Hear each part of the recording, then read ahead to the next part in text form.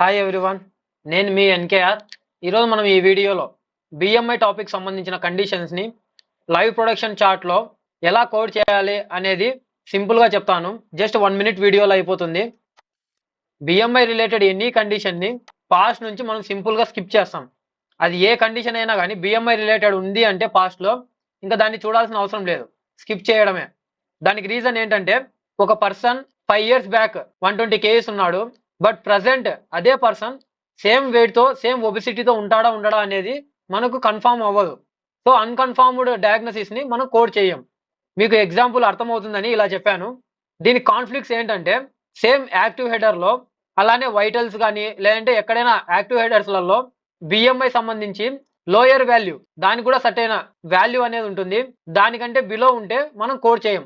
For example అసెస్మెంట్లో కానీ ప్లాన్లో కానీ ఫిజికల్ ఎగ్జామినేషన్లో కానీ మార్బిడ్ ఒబిసిటీ అని ఇచ్చాడు. సేమ్ ఎన్కౌంటర్లోనే బిఎంఐ 34 అని ఇచ్చాడు. ఇక్కడ మనం బిఎంఐని కోడ్ చేయం. ఎందుకంటే బిలో 35 ఉంటే మార్బిడ్ ఒబిసిటీకి బిఎంఐ అనేది కాన్ఫ్లిక్ట్ అవుతుంది. 35 ఉన్నా కూడా మనం కోడ్ చేయొచ్చు. 35 అబౌవ్ రేంజ్ ఉంటే మనం కోడ్ చేయొచ్చు. బట్ బిలో 35 ఉంటే మనం కోడ్ చేయం. 34.99 ఉన్నా కూడా మనం మార్బిడ్ ఒబిసిటీని కోడ్ చేయం. బిఎంఐ ఉంటే 35 అబోవ్ ఉండాలి, లేదంటే అసలే ఉండకూడదు. అప్పుడు మాత్రమే మార్బిడ్ ఒబిసిటీని మనం కోడ్ చేస్తాం. దానికి సినానిమ్సే సివియర్ ఒబిసిటీ, క్లాస్ 2 ఒబిసిటీ, ఇవన్నీ దానికి సినానిమ్స్. ఇక సెకండ్ సినారియో చూసినట్లయితే మనకు యాక్టివ్ హెడర్లో మార్బిడ్ ఒబిసిటీ అని ఒక్కటే ఇచ్చాడు, ఇంకా బిఎంఐ అనేది ఇవ్వలేదు. మనం ఇక్కడ మార్బిడ్ ఒబిసిటీని డైరెక్ట్గా కోడ్ చేయొచ్చు.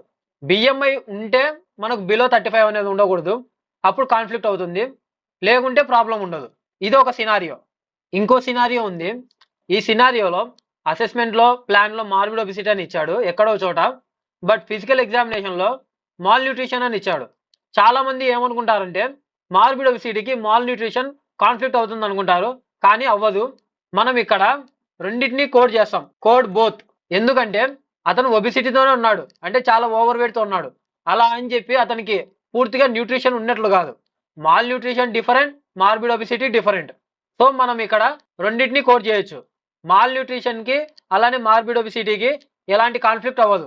ఇది ఒక సినారియో. ఇంకో సినారియో ఉంటుంది. ఈ ఫోర్త్ సినారియోలో మనకు యాక్టివ్ హెడర్లో ప్రజెంట్లో అతనికి మార్బిడ్ ఒబిసిటీ ఉందని చెప్తున్నాడు, బిఎంఐలో 40 ఉంది. కానీ ఇక్కడ 2 కోడ్స్ వస్తాయి మనకి.